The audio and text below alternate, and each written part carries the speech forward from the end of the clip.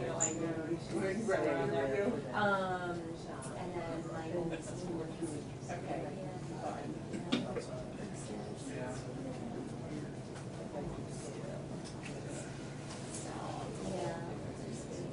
I know what you mean. Yeah, the thing is the technology of the LEDs is exploding,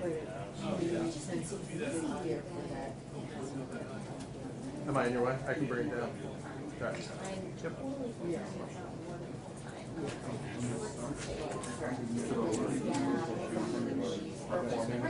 Anything in Scarface? That still? Oh. I like that. It's a nice weight, light balance. Each of mine. Look at that, beautiful soft light. So it's, I think it'll slow down a lot.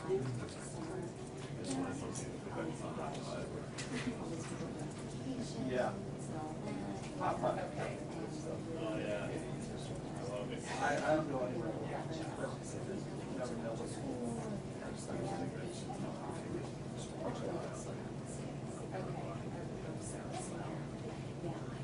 Give me 25 years. Yellow, I think like that. I did my 25.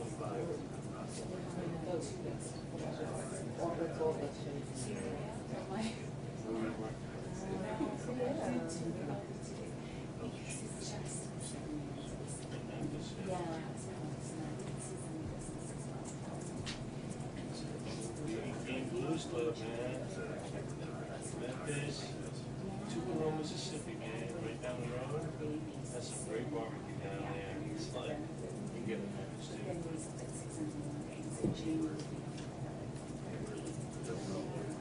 It's amazing how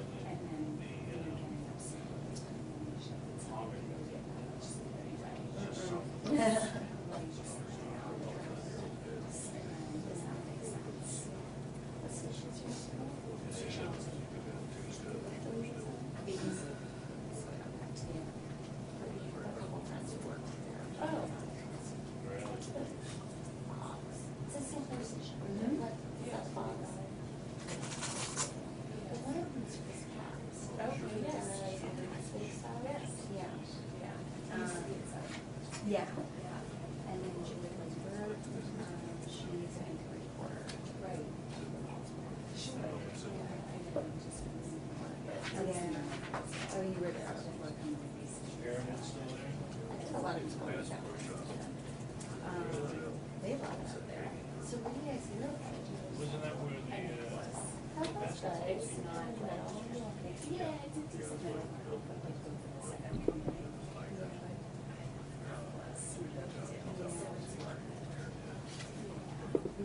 Yeah, can you put down the tab more? Yeah. When I go in wide shot, I give you light I'm to working with Wes, you know. It's like, you guys are really just pretty much exact, like, commute wise. That. But A little bit more? it'll take me longer. Yeah, a tad more. Yeah. I believe it. If it's like, I'm gonna really full of power before. And I only took one day. I was gonna say, yeah. And knock your light down, take that off. And he's on 30. Stay But it's against traffic and it's all hard. Yeah. Yeah. Maybe plus it's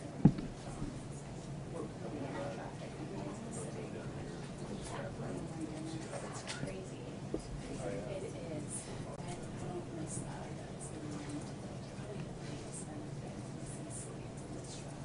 Yeah. Yeah. It's true. This morning shift, I was like a 25-minute commute. Exactly. Well, it's not so bad. All these lights are so hot. This is just terrible. It's so warm. Yeah, those CBS guys, they just don't quit. They last forever. Oh, yeah. Tony Furlong, oh, geez.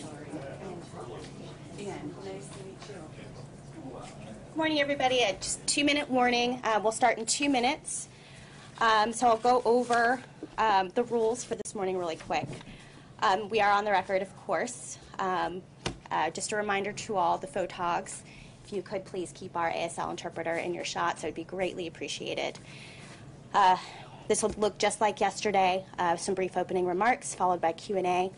Your speakers this morning will be Jeff Byard, FEMA Associate Administrator for Response and Recovery, Steve Goldstein, FEMA NOAA Liaison, and Charlie English, American Red Cross National Emergency Management Liaison.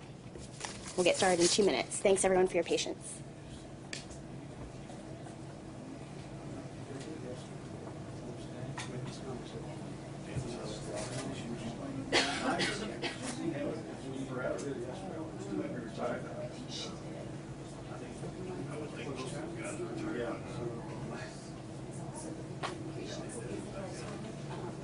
Yeah, he is. Did he guys want to Sunday morning Saturday?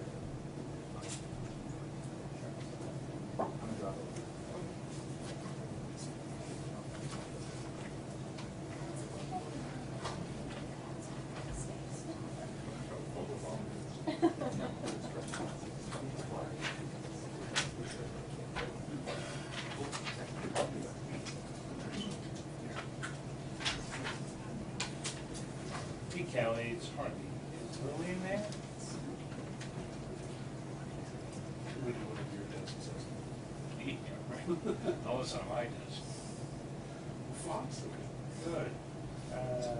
Question, there's a stand-up translator next to the podium. Do you want him in it or no?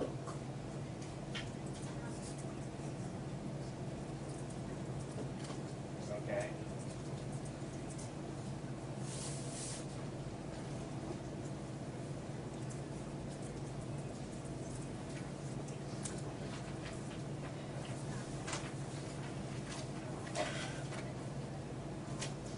Oh, okay, great.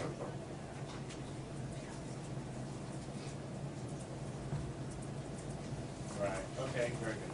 All right, bye. Good morning, everybody. Thank you for joining us today. Today we'll provide you updates on the federal government, the whole government response to preparations for Hurricane Florence. We'll have FEMA Associate Administrator for Response and Recovery, Jeff Byard, FEMA NOAA Liaison, Steve Goldstein, and American Red Cross National Emergency Management Liaison, Charlie English. We will start with some brief remarks, and then we'll open it up to questions. At this time, I will turn it over to Steve for the weather update. Okay, good morning. Florence remains a powerful Category 4 hurricane with maximum sustained winds of 130 miles an hour. Florence is centered 530 miles southeast of Cape Fear, North Carolina. It's moving west-northwest at 17 miles an hour. Florence is a large hurricane. Tropical storm force winds extend 175 miles from the center, and hurricane force winds now extend 70 miles from the center. The forecasts have trended just a bit slower, with Florence making landfall late Thursday or Friday in coastal North Carolina, though tropical storm force winds will overspread this area well ahead of this during the day on Thursday. Now, Florence may stall after it makes landfall and then move very slowly south down the coast. This could mean that parts of North and South Carolina near the coast will experience hurricane force winds and hurricane conditions for 24 hours or more. Hurricane watches and warnings, as well as storm surge watches and warnings, are in place across coastal North and South Carolina. In North Carolina, of concern is the Pamlico Sound, the Pamlico River, and the Neuse River, where 9 to 13 feet of storm surge is forecast, especially during times of high astronomical tides. Also of concern is the Wilmington area and surrounding beaches. Once the storm does move inland, the inland flooding threat is extreme. 15 to 25 inches of rain is forecast, with up to 40 inches near the exact center of Florence. There is a large area forecast of 10 inches of rain or more across much of the state of North Carolina Friday into Saturday. Now, the remnants of Florence will then dissipate and spread out. Interests in the central Appalachians, Tennessee Valley, southeastern U.S., and Ohio Valley, as well as the mid-Atlantic, should remain vigilant to some sort of heavy rain and flash flood threat as we get into next week. The next update from the National Hurricane Center will be at 11 o'clock Eastern Time.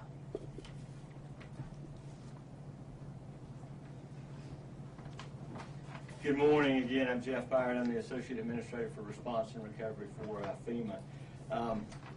The President's declared declarations in South Carolina, North Carolina, and Virginia. I want to first thank the media for the messaging that got out yesterday, and I want to continue in advance. Thank you again today. We need our message out that this is a very dangerous storm. It's going to impact many of our citizens in multiple states, not just on the coast, but definitely inland. More to follow on that, but I need to reemphasize this is a dangerous storm. We ask that you heed the warnings. Today's the day. It's a team effort, just as I think the media, you're part of the team, is getting our message out of the importance and the dangerous nature of this storm. But right now it's time for our citizens to be a part of the team and heed those warnings and evacuate if you're in one of those zones. Talk to your local state government. Make sure that you have a plan. Download the FEMA app. Go to ready.gov to make sure you're ready. The main thing on evacuations is life safety. That will be our priority, as our effort will be stabilization.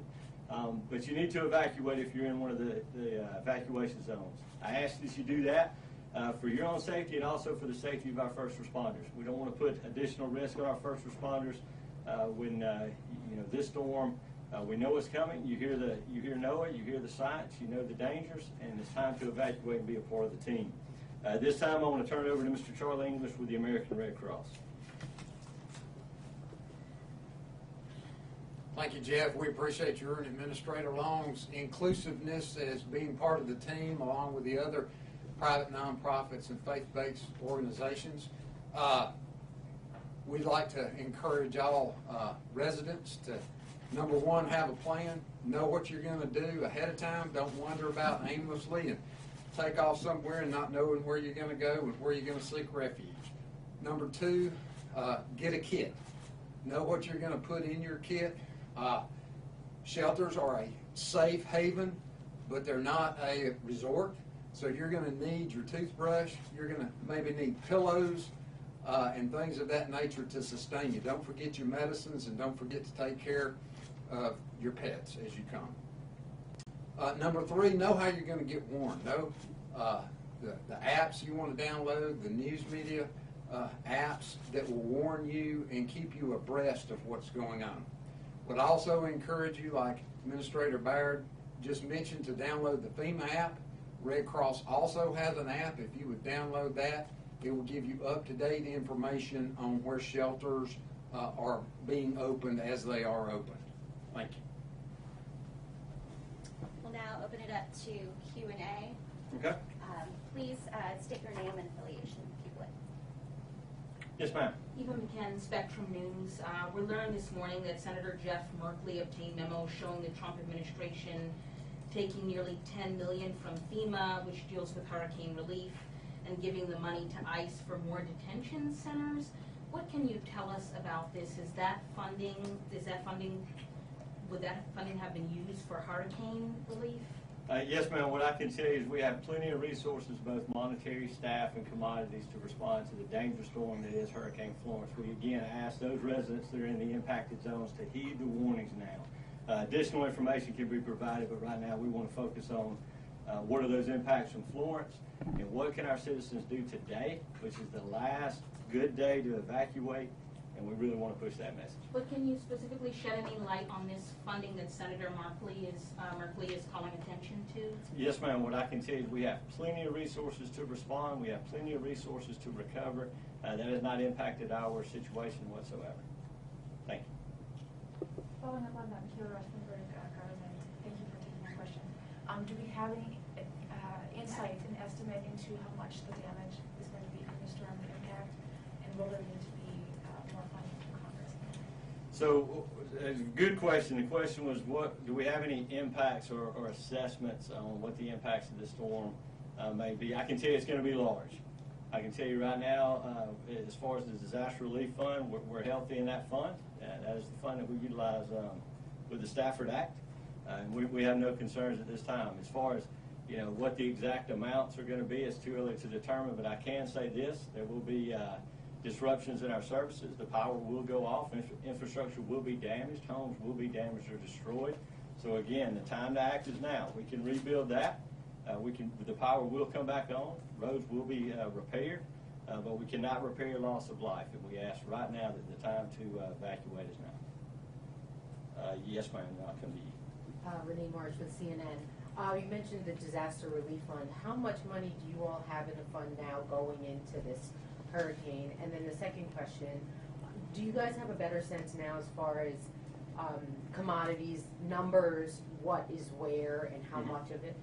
Well, to your second point, as far as commodities, we have adequate commodities that we've laid down across the full spectrum of the states. We continue to move additional resources in, but I want to make sure that we understand this. Our piece is just a part of the puzzle. We're working closely with our NGOs. We're working closely with the private sector. So the MREs, the emergency commodities that we bring to the table, are just a very stopgap measure. We feel very confident that we're coordinated across the board, that we'll have adequate feeding and adequate water for those survivors that need it. So we don't have concerns there. The concern that we have and we're working through is making sure that we can distribute those to our state and local partners. We have strong, robust emergency managers in that area that know how to get that to the last tactical mile, so we're very confident there. But we will continue to move out on that. As far as the DRF, we're healthy.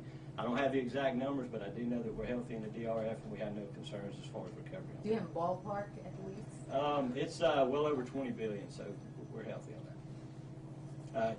I'll come back to you. Yes, ma'am. Colleen Long from AP. I wanted to ask about the number of evacuations. I think last night we said there was somewhere around 1.7 million people. I wondered if that is increasing based on the latest forecast, and kind of how many are we talking about now? You know, that was the number as of last night. There's not been, to my knowledge at this point, additional evacuations ordered. But what we would say as far as numbers is don't be a number that stays behind. Be a number that evacuates. Again, you know, a lot of good questions today, and I'm going to bring everything back to the importance of what we're dealing with Hurricane Florence. We want our citizens, we owe it to our governors and our local emergency managers and the mayors of these impacted states for you to get that message out.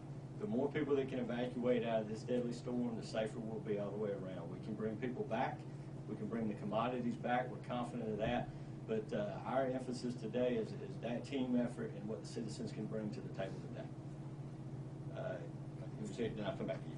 Yes, ma'am. Cheryl O'Connor, ABC 7 News. Yes, ma'am. What exactly does the President's emergency declaration provide for the locals? Right. So there's several types of declarations. What we've been authorized, what the President's authorized, that any resource that a state needs at this time that the federal government can provide can be provided. It allows us to move resources in. It allows us to engage assets and resources like Urban Search and Rescue, Department of Defense, Health and Human Services, FEMA, our commodities, our emergency commodities, and other things. Those declarations will be assessed, obviously, as impacts, and we'll go up from there. That's a process that we work closely with our states on and the White House on. We're confident that we'll get the resources we need and the programs we need to affect positive outcomes. I guess. Yes, ma'am. Ann Cutler, Fox 5 News. The President said that the response to Maria was a success, but when 3,000 people die, a lot of people would disagree with that assessment. What would be the bar for a successful response for Florence? So, you know, let me set the expectations. You know, a successful response, obviously nobody wants any deaths, and we can, that's the importance of today, is saying, hey, get out. If you're in an area where you know it's going to flood, or if you're in a mandatory evacuation area, or you just don't feel your home is safe, now's the time to evacuate. We have shelters, we have other means. A successful response, you know, it's a disaster, and it's named a disaster for a reason. It's going to disrupt services. It's going to destroy homes. It's going to destroy infrastructure, and the power is going to be out. But we feel very confident that working with our partners, we're going to quickly stabilize those 7 critical lifelines. That's the key. We've got to stabilize the lifelines that our communities are used to on a daily basis. Then we can turn our focus to that more long-term recovery, and that's a model we're going to employ, and we're going to be successful at. We have a question in the corner. Oh, I'm sorry. Yes, ma'am. Heather Timmons with Courts. There was the South Carolina Department of Corrections said last night they don't plan to evacuate one of the prisons that's right in the mandatory evacuation zone. Is that something that the federal government gets involved in? I mean, when it's a mandatory evacuation zone? You know, mandatory evacuation zones are done at the state and local level. We support the sheltering. We support in ways that, you know, if it, you know, there's a sheltering issue, we would not get involved in that. I don't know the specifics of that, so I definitely don't want to speak out of turn, but that would be a question best directed down to South Carolina Emergency Management. And can I ask a follow-up that's Yes, ma'am. related? There's some concerns about the people that just don't have enough money to evacuate, you know, for several days. They can't afford to take themselves on the road. What would you say to those families and those people that are worried? So a lot of our communities will provide resources to move those individuals out, but again, there's adequate media avenues to find those resources. So, you know, I would employ on those citizens to work with who they would work with daily. You know, citizens that you know may not have the means to evacuate. They do live in our communities daily. They do attend you know, social services and functions daily. So interact with those that have that. And I would employ all of us. You know, it's neighbor helping neighbor in this situation. If that's the case, help your neighbor. You know, lives cannot be replaced, and we want to again. I want to hammer that importance home. This is not going to be a glancing blow. This is not going to be a tropical storm. This is not going to be, you know, one of those storms that hit and move out to sea. This is going to be, you know, a Mike Tyson punch to the Carolina coast, and then it's going to have very heavy rains, you know, that as Steve alluded to, it's going to stall. So we're looking at inland flooding. We're looking at, you know, coastal storm surge. We're looking at all the hazards that a storm of this magnitude would take. So to that point, I would ask that, you know, neighbors help neighbors in this situation, and let's all be on the team. There are like 9 hazardous waste sites in this region in Yes, the ma'am. path of the hurricane. What do you all know, or what kind of assessments have you all done to determine, you know, how vulnerable those sites are, especially when we talk about this storm surge? What do Yes, you know ma'am. about those sites and the hazardous waste? What I do know, I don't know the specifics. Obviously, we can get down to the specifics, but I do know that hazardous waste is one of those critical lifelines that we focus on. So we work closely with the EPA. We work closely with the state and locals and those entities that have the authority over those type of facilities. So it's definitely on our radar, and we will quickly put the mitigation measures in place afterwards to see what the effects are. But I don't want to speak to the 9 because I don't want to give false information. Yes, ma'am. Anybody else? Well, look, before we close, again, I want to thank you. You have been just a wonderful mouthpiece to the citizens of these of the impacted states. We need you to continue to do that today. This is a serious storm, and we appreciate the team effort, not only from the media, from our citizens, and also from all the players involved. Thank you.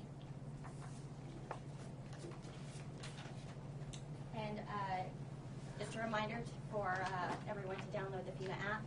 And if there are any additional questions, please email us at FEMA-news-desk@fema.dhs.gov. Thank you.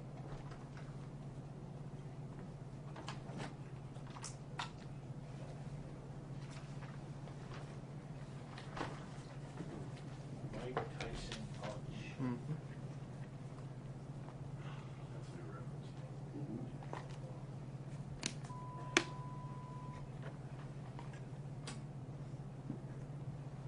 me a briefing of the day.